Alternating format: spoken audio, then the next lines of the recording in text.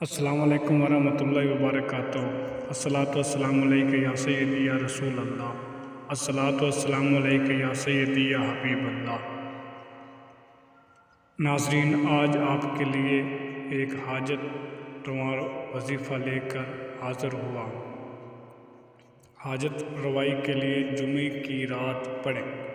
اگر کوئی ایسی جائز حاجت جس کی جلدی پوری ہونے کی خواہش رکھتا ہو، جس کے بارے میں وہ بہت زیادہ کوشش و جدوجہد کر رہا ہو، تو اسے چاہیے کہ وہ جمعے کی رات کو نماز عشاء کے بعد 4 رکعت نفل نماز اس طرح سے پڑھے کہ ہر رکعت میں سورۃ فاتحہ کے بعد 21 مرتبہ آیت کریمہ لا الہ الا انت سبحانک انی کنت من الظالمین پڑھے۔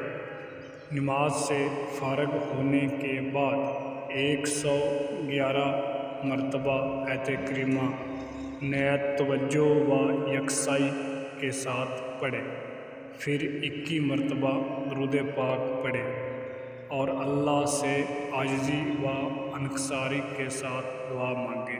بفضل تعالیٰ بہت جلد اس کی حاجت پوری ہوگی۔